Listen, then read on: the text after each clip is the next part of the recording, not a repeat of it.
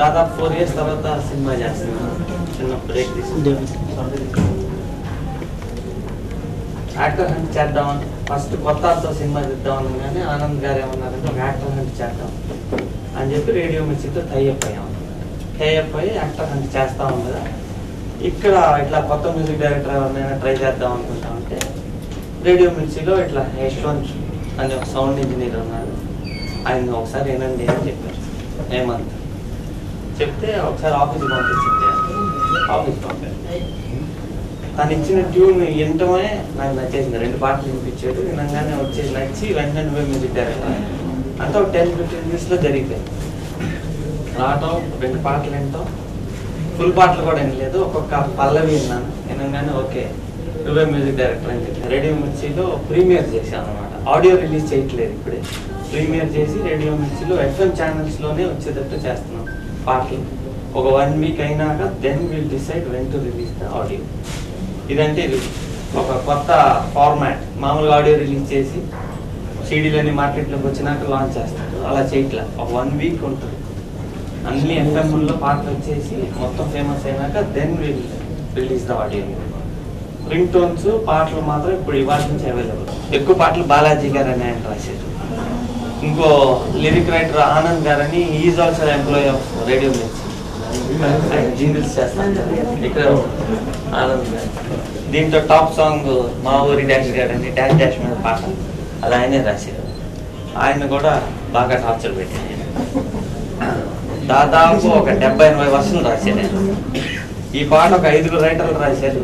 5 కాకుండా మళ్ళీ ఈయనదే ఓకే, ఈయనతో ఒక 70 వర్షన్స్ రాయిపించారు. రాసి ఇప్పుడు ఫైనల్గా వచ్చింది అది అన్నమాట. అంటే నాకేం కావాలో నాకే కొంచెం కన్ఫ్యూజన్ ఉండింది.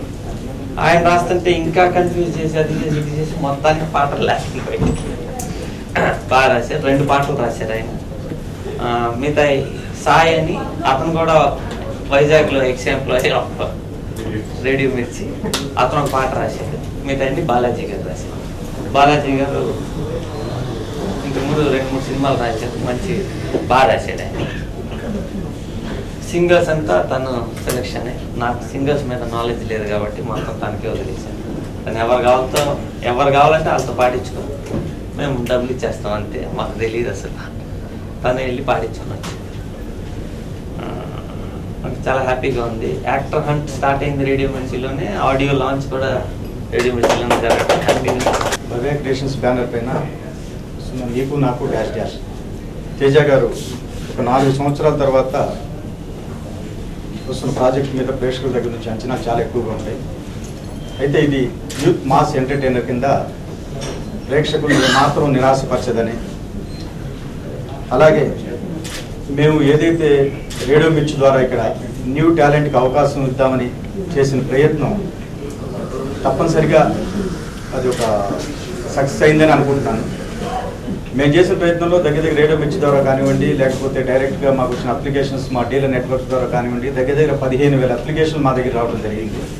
ఈ 15,000 అప్లికేషన్లో ఒక 1,500 మందిని ఆడిషన్ చేసి ఈ 1,500 మందిలో వచ్చి ఒక 42 మంది కొత్త ఆర్టిస్టులకి ఈ చిత్రం ద్వారా అవకాశం ఇవ్వడం జరిగింది.